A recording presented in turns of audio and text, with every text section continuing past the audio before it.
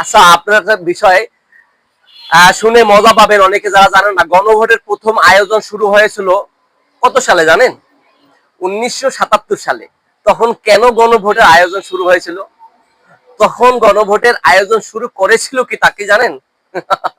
সেটা আয়োজন শুরু করেছিল বিএনপির যে প্রধান ছিল, অর্থাৎ শহীদ রাষ্ট্রপতি জিয়াউর রহমান। তিনি প্রথম গণভোটের আয়োজন শুরু করেছিল। কারণটা কি? তখন সে গণভোট এই কারণে দিয়েছিল যে সে তখন রাষ্ট্রপতি হিসেবে বাংলাদেশ পরিচালনা করতে চায়। অর্থাৎ এখন তো প্রধানমন্ত্রী ব্যবস্থা, তখন তো রাষ্ট্রপতি ছিল। তো তখন কি পারবে কিনা সে জনগণের মতামতের জন্য প্রথম সে শুরু করে 1977 সালের 31শে মে। ঠিক আছে? তো এই সময় সে গণভোটটা দেয় যাতে হ্যাঁ এবং না, যদি হ্যাঁ দল জয়যুক্ত হয় তাহলে সে রাষ্ট্রপতি থাকবে, আর যদি না হয় তাহলে সে থাকবে না। আচ্ছা, তখন শুরু করেছিল সে, এখন তারই দলের লোকেরা এটাকে আর চায় না। আচ্ছা, এখন চায়নাটা পরে আসি। তো তখন শুরু করেছিল, তাহলে তখন কিরকম ভোট হয়েছিল ভোটের বিষয়টা আমরা জানি। তখন প্রায় 2165টা কেন্দ্রে গণভোট হয় বাংলাদেশে। কারণ তো তখন তো মাত্র 2-3 কোটি মানুষ ছিল, এখন তো 18-20 কোটি হয়ে গেছে। এবং তখন গণভোটের 8টা থেকে 5টা পর্যন্ত সুষ্ঠুভাবে গণভোট হয়।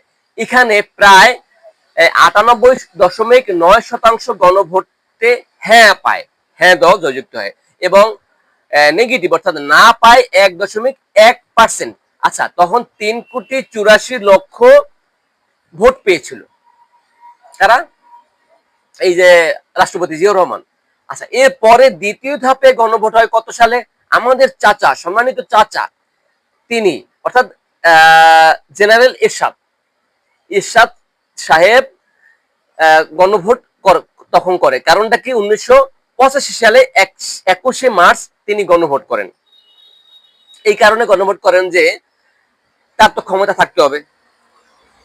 এখন এই জন্য সে দ্বিতীয়বার গণভোট করে। আচ্ছা, তৃতীয়বার যে গণভোট করে সেটা কি?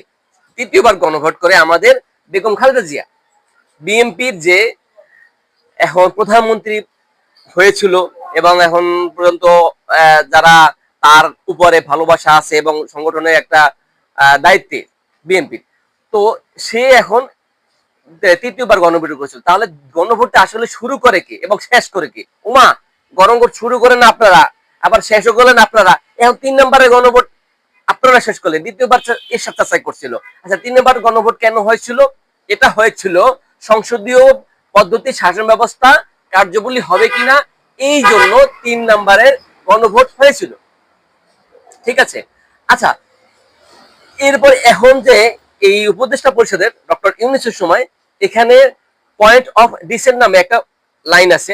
এখানে যারা এই গণভোটের বিষয়ে যারা বিভিন্ন মতামত প্রকাশ করেছিল সেই বিষয়ে, অর্থাৎ যারা আপত্তি করেছিল, আপত্তিটা কেন করেছিল? এখানে গণভোটের আরেকটা বিষয় ছিল, ইস্যু ছিল, এই বিএনপির পক্ষ থেকে বলেছিল যে যারা প্রধানমন্ত্রী পদে দাঁড়াবে তারা দলীয় প্রধানমন্ত্রী হতে পারবে না, যারা দলীয় প্রধানমন্ত্রী হবে তারা প্রধানমন্ত্রী হতে পারবে না। অর্থাৎ একটা পাইলে একটা পাবে না, একটা হলে একটা পাবে না। মাশাআল্লাহ, খুব সুন্দর কথা।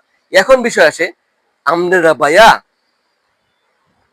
এই যে শুরু করলেন গণভোট, এখন আপনাদের এত কামড়ায় কেন ভাইয়া?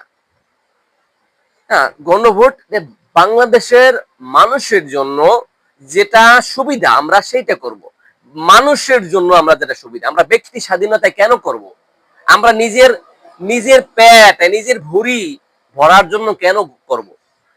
দেশের সাথে, জনগণের সাথে আমরা যে কাজটা করতে হবে, যেগুলো করলে আমার জনগণ শান্তি পাবে, দেশটা সুন্দরভাবে পরিচালিত হবে, আমরা সেটা করব।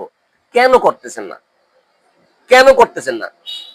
প্রত্যেকটা দল আপনারা যদি চান যে দেশটাকে সুন্দর করতে, সাবলীল ভাবে পৃথিবীর মানচিত্রে একটা উপর লেভেলে পৌঁছে দিতে, তাহলে আপনারা তো পারেন। আগে নিজের দলের সংস্কার করেন, চাঁদাবাজি, টেন্ডারবাজি, মুক্তবাজি আর দান্দাবাজি, এগুলো দূর করে আদর্শ তৈরি করেন আপনারা। সমস্ত আমি রাজনৈতিক বিষয়, সংগঠনের বিষয়ে বলবো, তাহলে তো হয়ে যায়।